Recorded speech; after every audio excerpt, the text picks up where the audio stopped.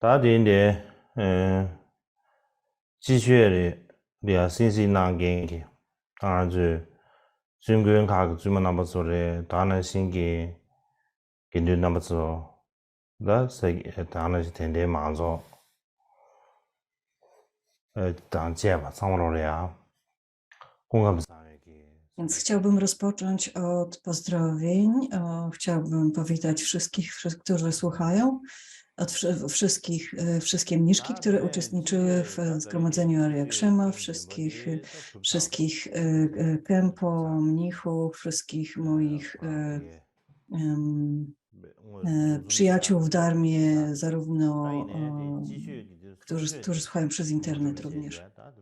Więc to zgromadzenie Darmy Arya Krzema już się zakończyło, ale nauki nadal trwają. Jak powiedziałem wcześniej, chciałbym kontynuować te nauki tak długo, aż skończę omawianie tekstu Mikie Dorcze. Tak, do tego się zobowiązuję teraz. Dlatego będziemy kontynuować omawianie tego tekstu, te wykłady.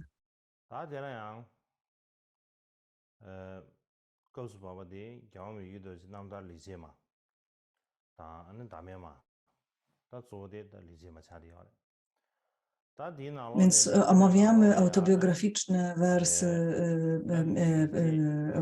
autobiografię Mikie Dorje. I jedną z nich są tak zwane dobre czyny.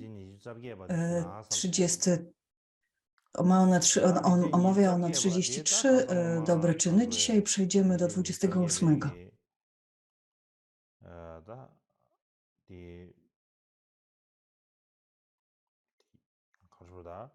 상계 비중 제샤백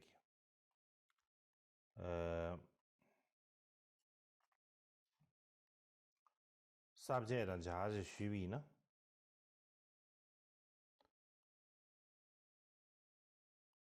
Zgodnie z komentarzem Sangi Poldruba, ucznia Mikie Dorje, który napisał komentarz dotyczący znaczenia tego, omawiający znaczenie tej modlitwy, to Sangi Poldrub podzielił jakby tematycznie całą tą modlitwę na różne części. Omówiliśmy i teraz jesteśmy w tej części, która omawia praktykę najbardziej zdolnych praktykujących. Omówiliśmy już obudzenie bodhicitti, praktykę bodhicitti i teraz praktykę dwóch zobowiązań związanych z 2 rodzajami bodhicitti, która znowu jakby dzieli się na 7 części. Czyli praktykę paramid, praktykę oczyszczania i praktykę jakby naśladowania wszystkich bodhisattvów. To jest ta trzecia. 28 strafa właśnie omawia tą część, praktykę naśladowania wszystkich bodhisattvów.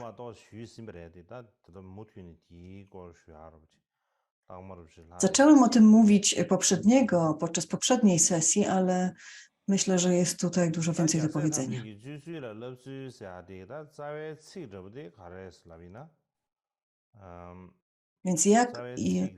Więc ta strofa brzmi tak.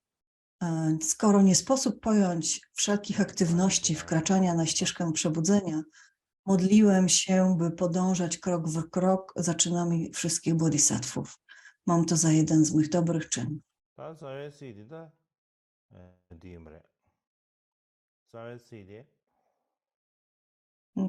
Tutaj jest przedstawiona na tym slajdzie ta strofa.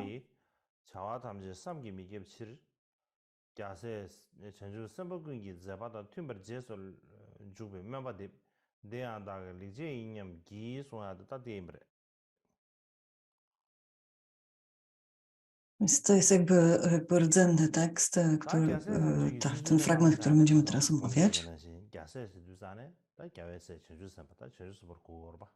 Więc kiedy mówiłem już o tym, że ćwiczenie się w naśladowaniu wszystkich bodhisattvów, to trzeba pamiętać, że bodhisattwowie są jakby uczniami, dziećmi Buddów. One są jakby dziećmi jego ciała, dziećmi jego mowy, dziećmi jego umysłu. I dzieckiem ciała Buddy jest oczywiście Rahula, czyli jego syn, jego fizyczny, biologiczny syn. Dzieckiem jego mowy, w przypadku Buddy Shakyamuniego, bo dziećmi mowy Buddy byli Śrawakowie, czyli ci wszyscy uczniowie, którzy słuchali, którzy podążali fizycznie za Buddą, słuchali jego nauk.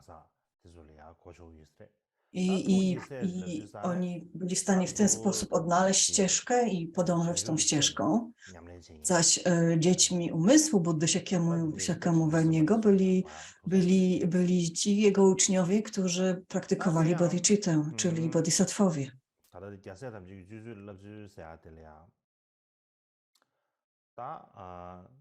Zaś naśladowanie wszystkich bodhisattvów. Czym jest? W starożytnych czasach, jak i dzisiaj, na przykład kiedyś w Tybecie, Dharma Mahayany upowszechniała się w całym kraju i każdy mówił, że chce osiągnąć stan Buddy. Ale aby osiągnąć stan Buddy,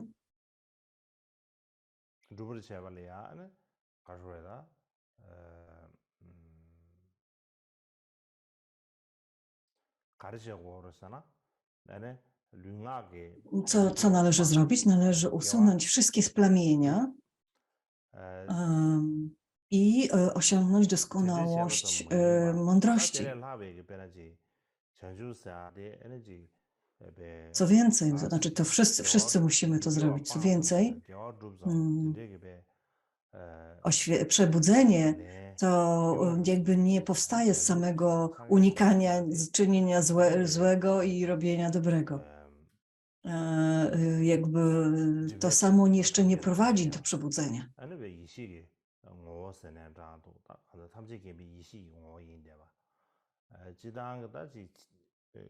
Trzeba jeszcze osiągnąć jakby taką czystą naturę mądrości.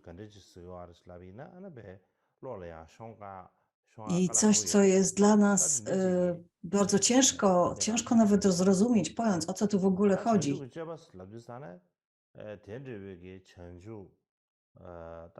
Kiedy mówimy o sposobach jakby przejawienia się, czy też osiągania przebudzenia,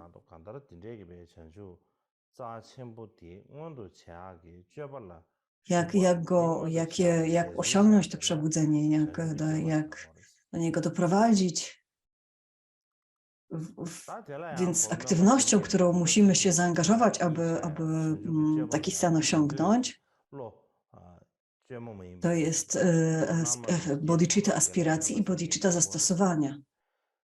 Czyli bodhicitta aspiracji to jest taka bodhicitta, która się przejawia poprzez wyrażanie życzeń, abyśmy mogli kiedyś osiągnąć przebudzenie, aby doprowadzić wszystkie istoty do przebudzenia.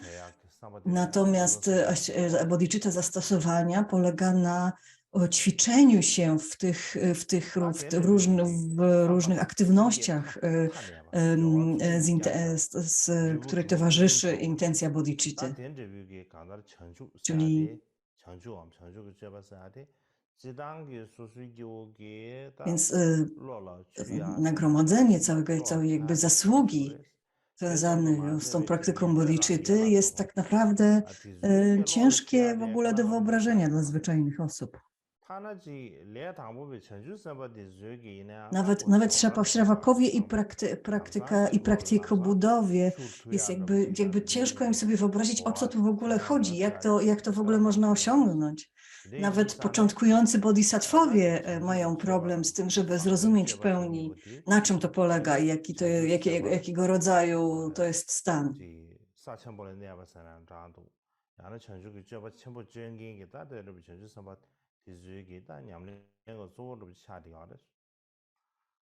Mówi się, że wielcy bodhisattwowie na najwyższych poziomach jakby wykonują różne praktyki.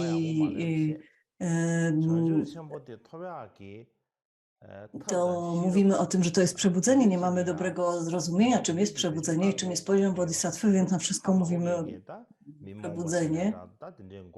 Ale tak naprawdę nie rozumiemy, jak tak naprawdę nie wiemy, jak zaangażować prażnię i swoją i mądrość, jak rozwijać tą prażnię i mądrość, aby osiągnąć autentyczne, pełne przebudzenie.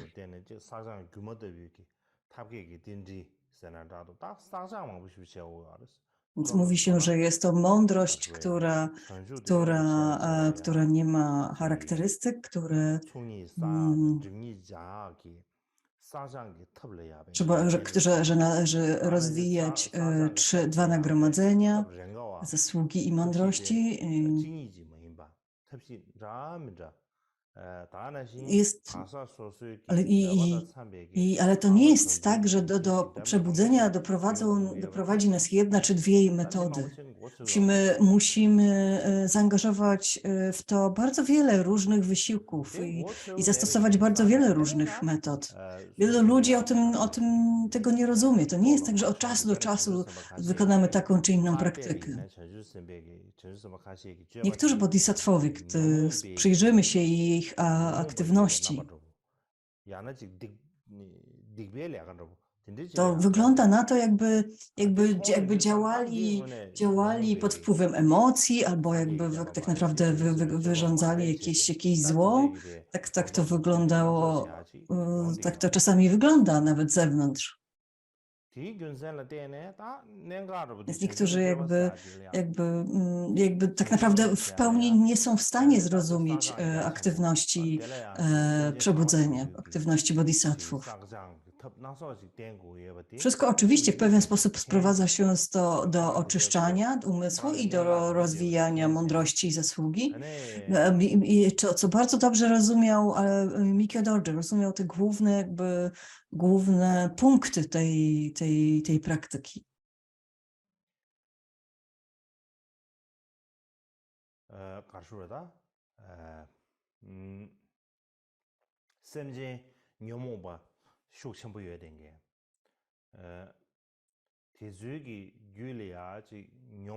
Czujące istoty mają bardzo silne splamienia, mają bardzo silne klesia.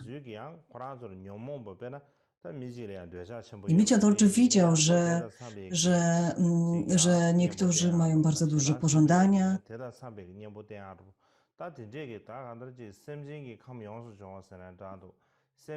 To w takim wypadku powinni zastosować to antidotą. Jeżeli ktoś ma bardzo dużo nienawiści i złości, to powinien zastosować inną metodę, inne antidotum.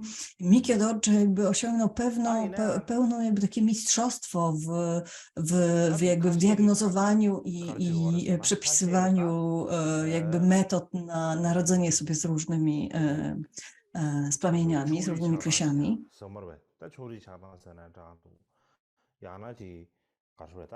Niektórzy ludzie jakby są bardzo stronniczy.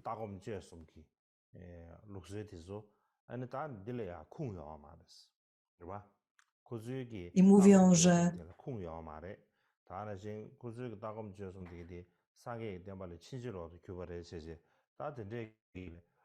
niektórzy ludzie jakby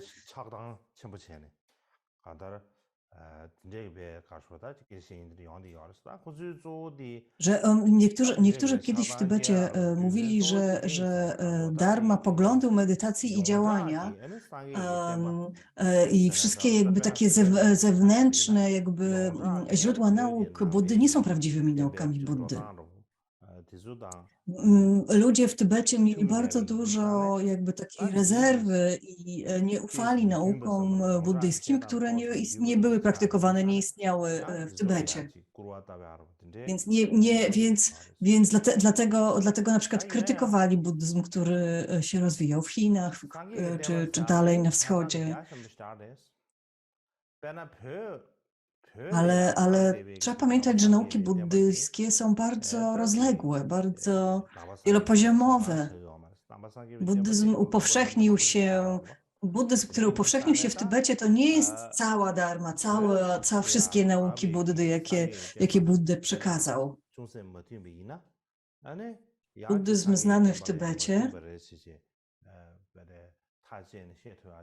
Natomiast Tybetańczycy mieli przekonanie, że to jest prawdziwa dharma, że to jest jedyna autentyczna dharma i kiedy stykali się z dharmą, która nie była znana, czy nie była upowszechniona, jakby szanowana w Tybecie, to ją krytykowali. Ale trzeba pamiętać, że buddyzm upowszechnił się do innych krajów, zanim nawet się upowszechnił w Tybecie. To było bardzo wiele nauk, bardzo wiele nauk o różnych poziomach i trzeba o tym pamiętać i dobrze to rozumieć. Więc za czasów Mikio-dorje sytuacja była taka i Mikio-dorje sam miał bardzo taki duży, bardzo takie szerokie poglądy, bardzo doskonale to rozumiał, w jakim momencie, w jakim punkcie, jeśli chodzi o nauki Buddy, jest Tybet. Jest taki, Mikio-dorje napisał już taki wspominany przez nas tekst, który się nazywa 100 krótkich pouczeń, który zawarł bardzo dużo różnych rad i wskazówek. I w tym tekście można przeczytać, że ludzie, którzy jakby działają pod wpływem z takiej stronniczości, czyli przywiązania do własnych poglądów, to wszystko, to wszystko, co nie jest z nami związane, z czym nie mamy jakiegoś związku, z czym zaczynamy krytykować, zaczynamy odrzucać tą dharmę. Tylko dlatego, że nie nawiązaliśmy z nią żadnego związku, albo nie rozumiemy jej zbyt dobrze i tak dalej. Zaczynamy wówczas przywiązywać się do naszej dharmy i odrzucać dharmę innych nauczycieli. Więc tego rodzaju przywiązanie i awersja jest bardzo szkodliwa dla nas.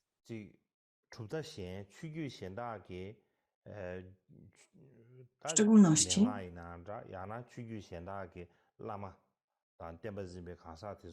instrukcje pochodzące od innych linii i nauczyciele, którzy utrzymują te nauki, te instrukcje, jeżeli myślimy, że oni są jacyś niefajni, nieczyści, niewłaściwi, kiedy zaczynamy rozpowiadać o ich błędach, o ich przeinaczeniach, to najczęściej postawa tego rodzaju działanie jest powodowane zazdrością.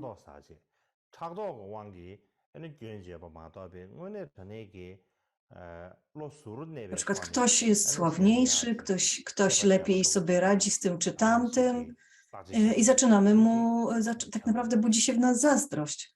Powinniśmy wtedy bardzo mocno jakby rozbudzać w sobie bezstronność. Jeżeli widzimy,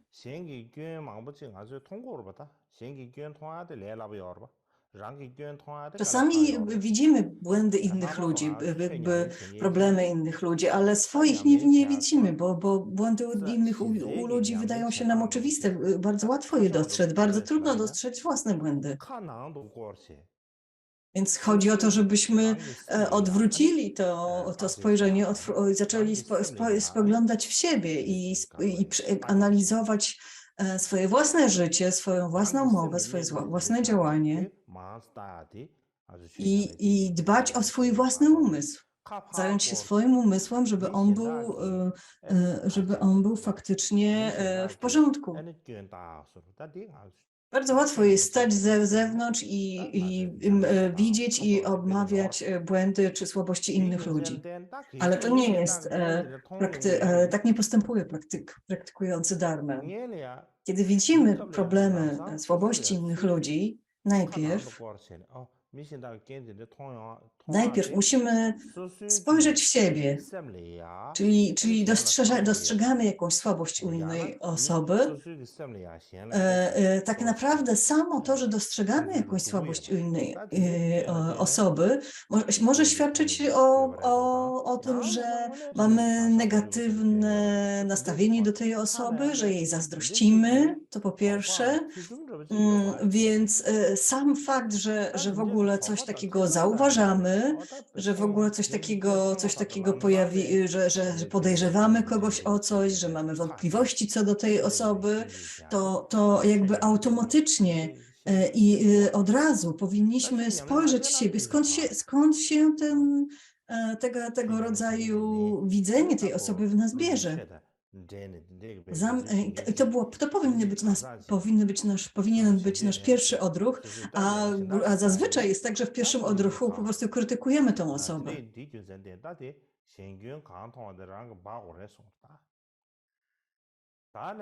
Dlatego mówi się, że cokolwiek widzimy, że jest takie powiedzenie również w tym tekście, że jeżeli widzimy jakikolwiek słabość u innej osoby, to powinniśmy się z tym kryć. Znaczy nie lepiej, żebyśmy o tym w ogóle nikomu nie powiedzieli.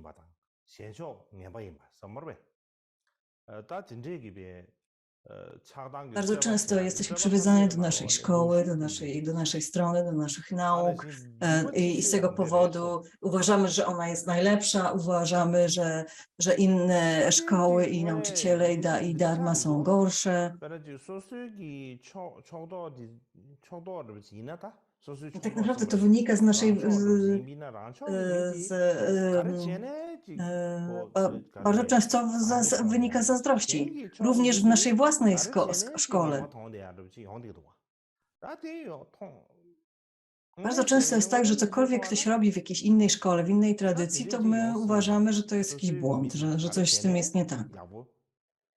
Ale przecież to nie może być tak, pomyślmy logicznie, to jest niemożliwe, aby wszystko, co inne tradycje, inne szkoły robią, żeby było złe. Więc dlaczego my tak to postrzegamy? A to dlatego, że mamy przywiązanie dla tego, co jest nam bliskie, dla naszej własnej szkoły i tradycji i mamy awersję do tego, co robią inni. Więc postrzegamy swoją szkołę jako dobrą, przywiązujemy się do niej. Jest to coś, co lubimy, co nam się podoba. Podobnie jest z ludźmi, których lubimy, z naszymi przyjaciółmi. Lubimy kogoś, jesteśmy z nim blisko, to wszystko, co ta osoba robi, nam się podoba. Po prostu jesteśmy zachwyceni każdym słowem, każdym działaniem. Kiedy nagle przestajemy lubić tą osobę z jakiegoś powodu, to nagle wszystko, co ta osoba robi, nam się nie podoba. Więc to jest pokazuje energię, siłę naszego postrzegania, naszego nastawienia dla danej osoby, dla danej sytuacji, dla danej tradycji, nauk i tak dalej. Dlatego bardzo ważne jest, pamiętajcie, aby za każdym razem, kiedy dostrzegamy słabość w kimś innym, zastanowić się z czego, czy to nie wynika z naszego własnego nastawienia. Nie wynika z naszych klesi. Być może, że jesteśmy zbyt przywiązani do czegoś, albo być może mamy dużo awersji do czegoś. Więc przywiązanie i awersja jest bardzo dużym problemem w świecie, bardzo dużym problemem dla nas. Kiedy praktykujemy dharmę, kiedy zaczynamy praktykować prawdziwą dharmę,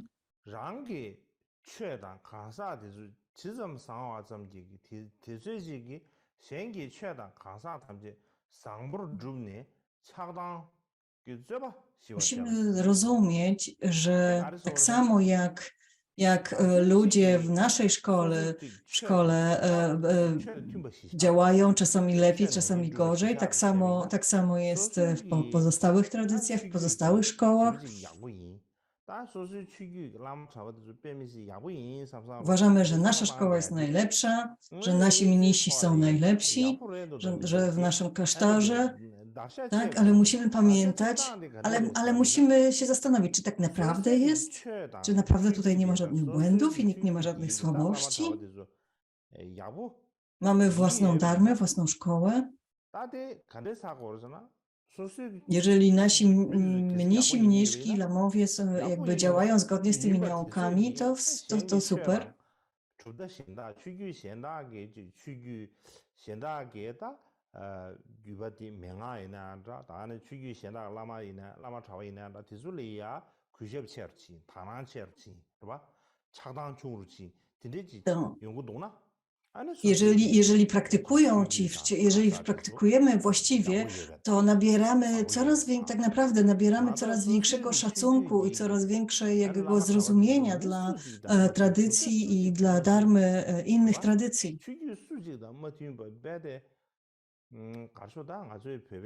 Jeżeli nic nam się podoba, żadna inna tradycja nam się nie podoba, wszystkimi się kłócimy, tworzą się różne, nie wiem, partie, frakcje,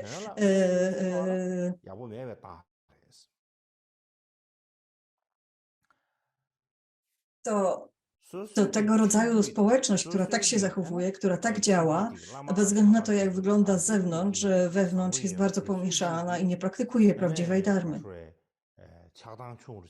Lamowie i mnisi mniszki w waszej szkole, bez względu na to, co robią, ich przywiązanie i awersja powinna być coraz słabsza. To w tym kierunku powinno zmierzać.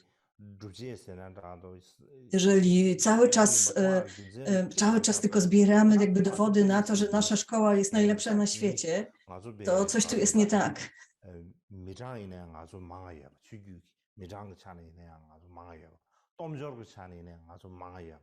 Mówimy, albo na przykład zauważamy, że nas jest coraz więcej, naszym klasztor jest coraz większy, nasi mnisi mają lepszą edukację, więc i porównujemy się cały czas do pozostałych klasztorów i tradycji. Myślimy sobie, teraz inni powinni patrzeć na nas szacunkiem, tak? Ale z drugiej strony trzeba pamiętać, że takie szukanie dowodów na to, że nasza tradycja czy nasz klasztor jest najlepszy, to jest jakby jednocześnie szukanie dowodów na to, że inni są gorsi. To nie pasuje do nauk Buddy.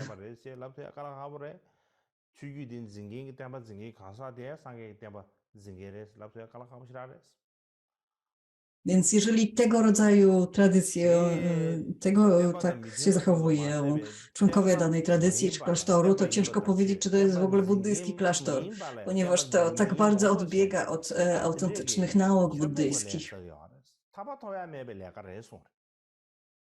Jest tak, jakby ludzie tylko udawali, że należą do jakiejś tradycji buddyjskiej, ale tak naprawdę po prostu odżegnują się od prawdziwej dharmy. Więc aby wejść na ścieżkę dharmy,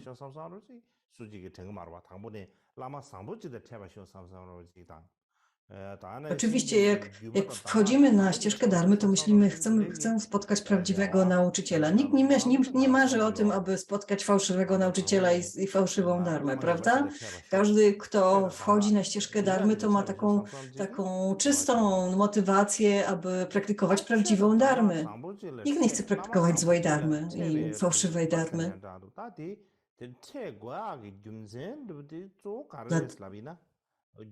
Więc aby spotkać prawdziwego nauczyciela i prawdziwie praktykować prawdziwe dharmy, to musimy pamiętać, to musimy uspokoić wszelkie dysputy, uspokoić naszą awersję i przywiązanie.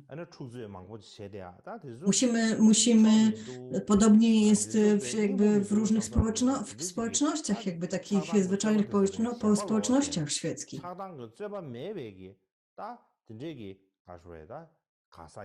Więc te wszystkie dysputy i kłótnie w takich społecznościach wiążą się właśnie z tego przywiązania i awersji. Dlatego tak ważne jest, aby te klesia osłabiać.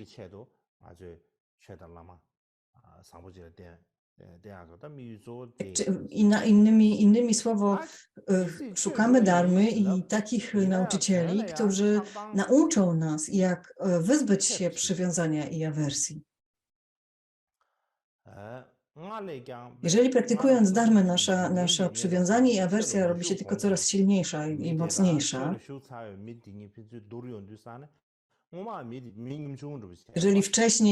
jeżeli wcześniej mieliśmy mniej tego rodzaju emocji, a potem jak zostajemy buddystą, mamy coraz więcej tego rodzaju emocji, to coś tu jest nie tak. O, mój lama jest najlepszy, moja szkoła jest najlepsza, mój ośrodek jest najlepszy. To w ten sposób nie osiągniemy żadnego przebudzenia.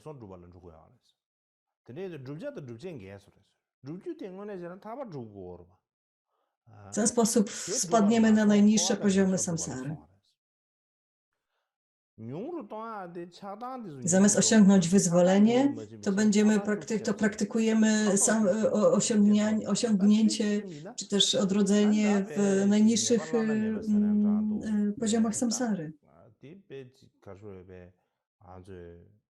Więc w takim przypadku to jest jakby największy błąd. To jest największe nieporozumienie, jakie może się zdarzyć.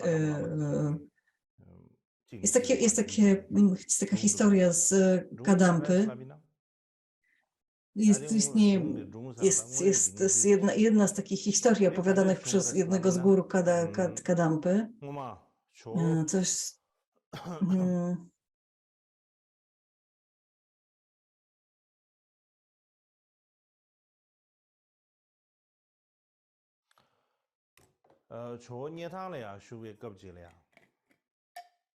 Więc ta historia opowiada o Joe Atishi, który przebywał wtedy w Nietangu. Więc gdy Atisha przebywał w Nietangu, to jest taki obszar w pobliżu lasy,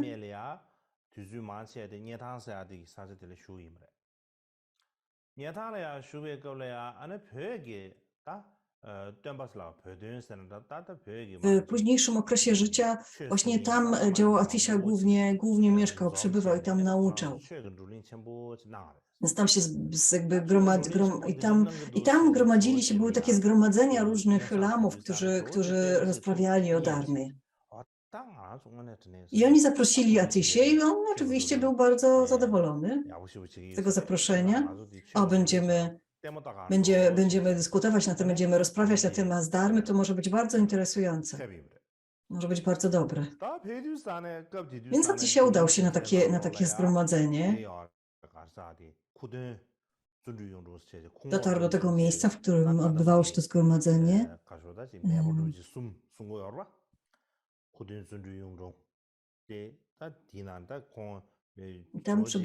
Tam był już taki lama, który się nazywał Kutun. On był jakby uczniem Atishi, ale miał taki był bardzo sławny wtedy.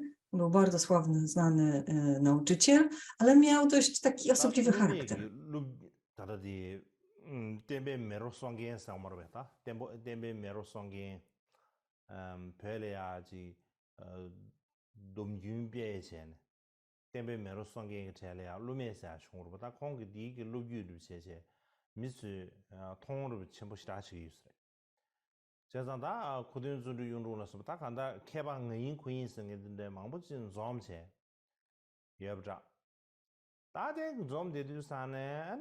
Więc tam było na tym zgromadzeniu, brało w nim udział wielu różnych uczonych i lamów i między innymi był właśnie ten Kutun. I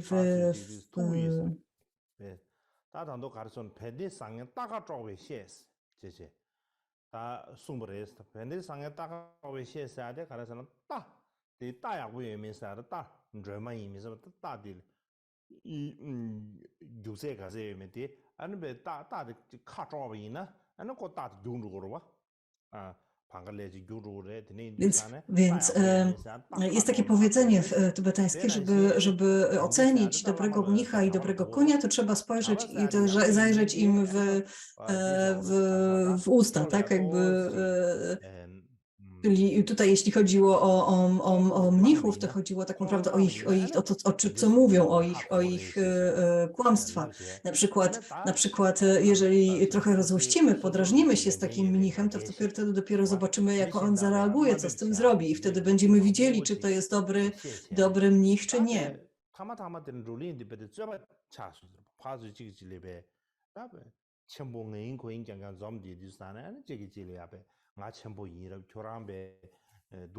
Więc tak na tym polegało to zgromadzenie, tak? Gdzie jakby lamowie się jakby porównywali, doszło do takiego współzawodnictwa pewnego, kto jest lepszym mnichem, kto jest lepszym lamą, kto jest lepszy w tym czy tamtym, poprzez tego rodzaju jakby prowokacje.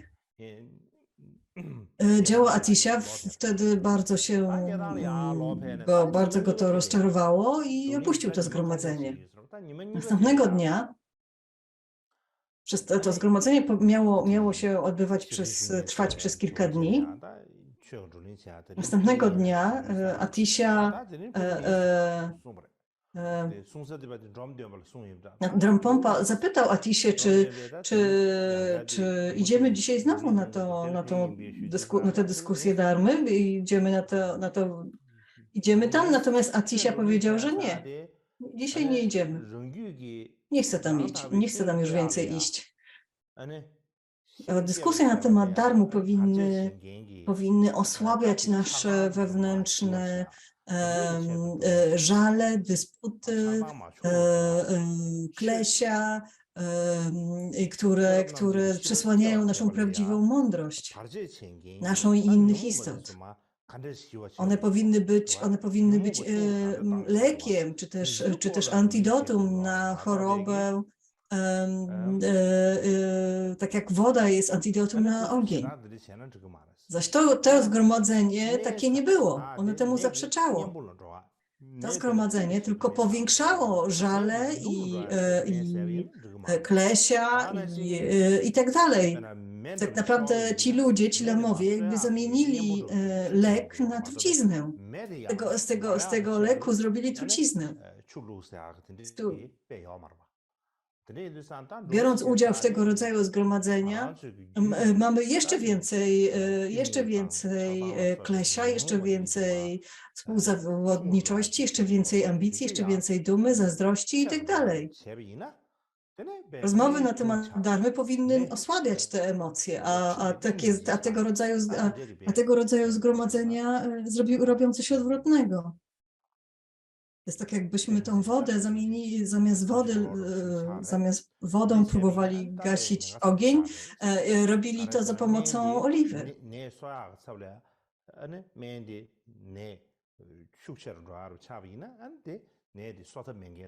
Zamiast osłabiać, zamiast zdrowieć, robimy się coraz bardziej chorzy. Więc w tym czasie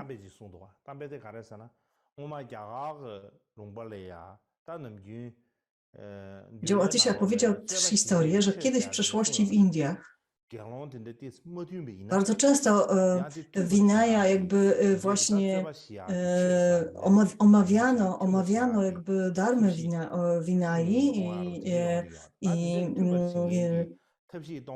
i w Vinai również omawia się różne metody uspokajania różnych kłótni, dysput pomiędzy członkami Sanghi.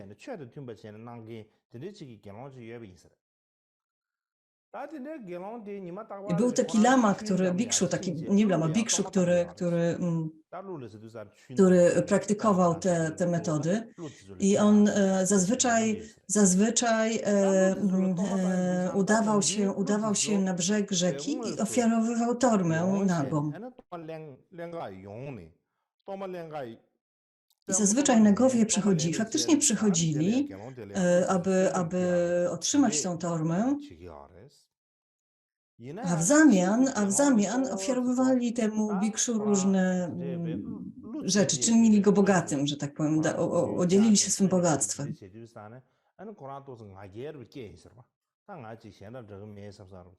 Ale Bikshu, widząc to, że tak się dzieje, że nagowie składają mu dary, to zaczął się, zrobił się troszkę bardziej,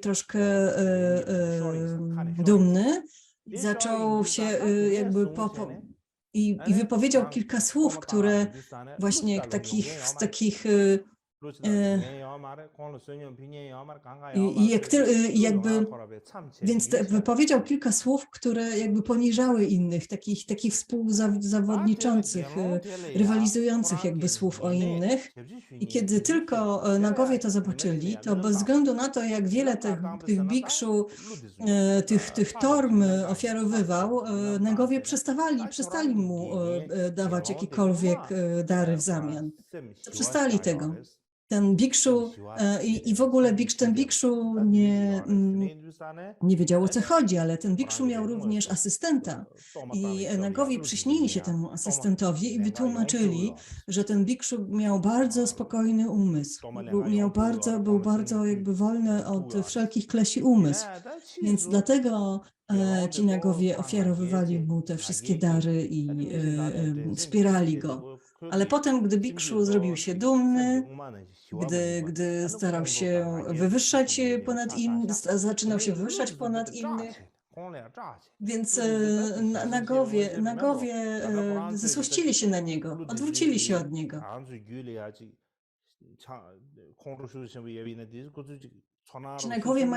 Niektórzy nagowie mają właśnie takie telepatyczne zdolności, mogą widzieć umysły innych. Więc zobaczyli, jak przywiązanie i awersja jakby wzmacnia się w tym bikszu i przestali go wspierać.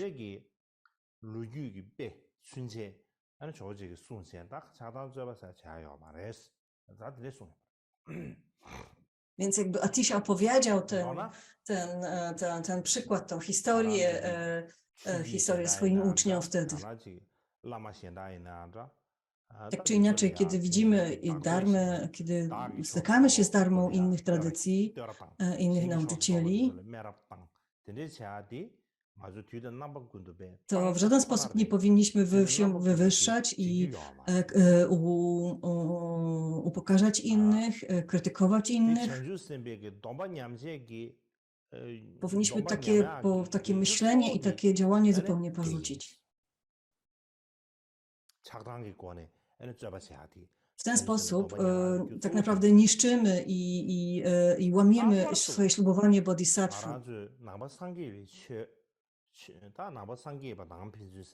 W szczególności my buddyści w naszym buddyzmie tybetańskim.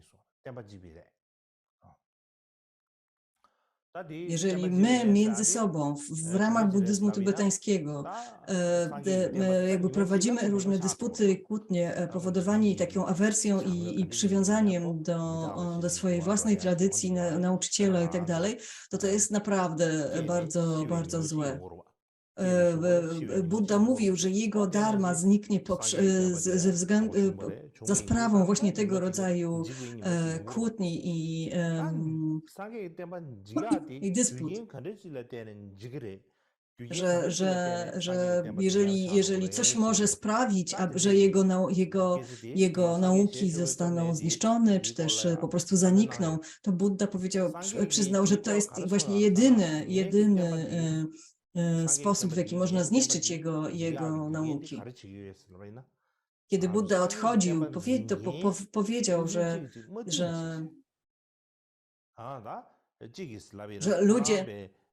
ludzie, którzy będą utrzymywali moje nauki, zaczną się kłócić między sobą, zaczną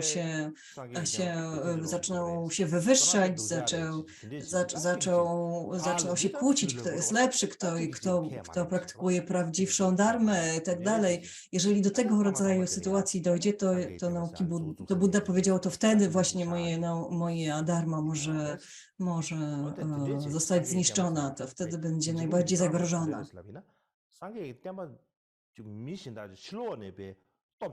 Tak właśnie mogą to nie jest tak, że ktoś z zewnątrz przyjdzie i nas zniszczy.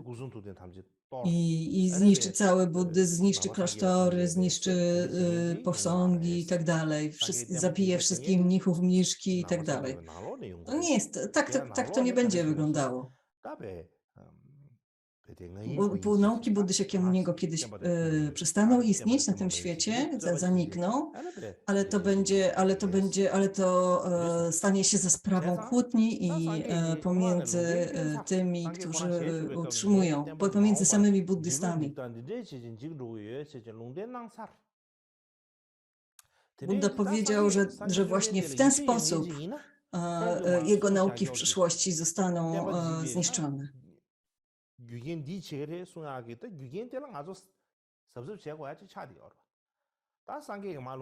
Dlatego tak ważne jest, abyśmy uważali na to, co robimy i mówimy.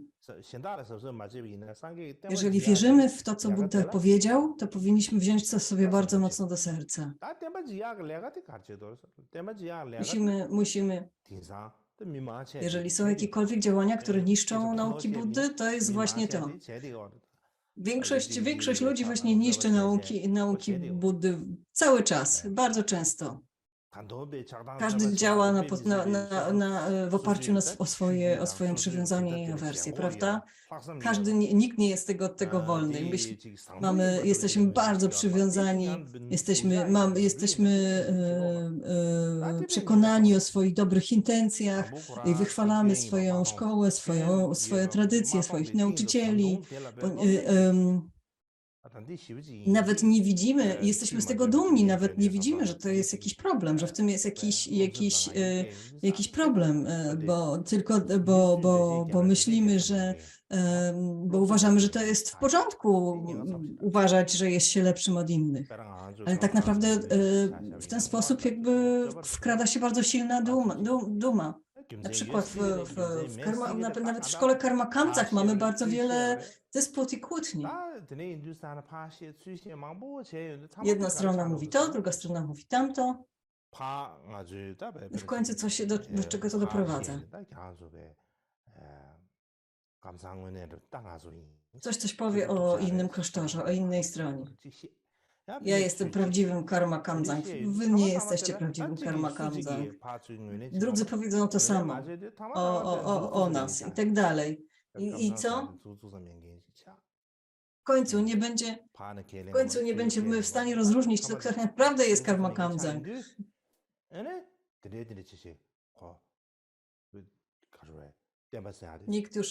Wszyscy będą się kłócili między sobą, to nikt nie będzie w stanie potwierdzić, kto tak naprawdę jest Karma Kamsang. Dlatego nasze przywiązanie i awersja w ten sposób jest w stanie naprawdę zniszczyć nauki, zniszczyć dharmę. W ciągu jednego dnia, w ciągu jednej chwili. To nie jest tak, że to się dzieje w ciągu jednego dnia, jednej chwili. To się dzieje powoli. Małe problemy nagle zaczynają rosnąć, robią się z tego większe problemy i jeszcze większe problemy. Ktoś zmusza nas żeby wspierać którąś ze stron, zaczynamy wspierać którąś ze stron, potem robi się z tego bardzo duży konflikt. To jest w moim poczuciu coś, czego powinniśmy się bać najbardziej. Ja jestem zwyczajnym mnichem, zwyczajną osobą.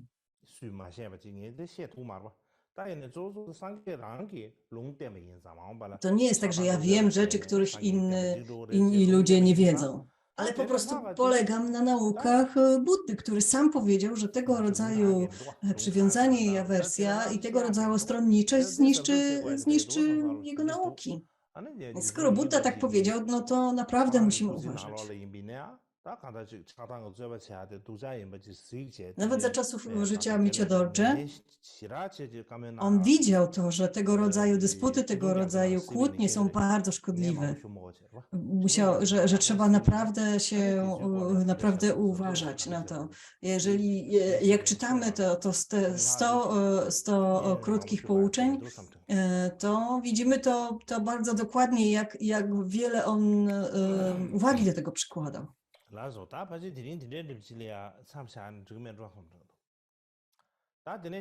Więc na tym dzisiaj zakończymy. Chciałbym jeszcze tylko dodać,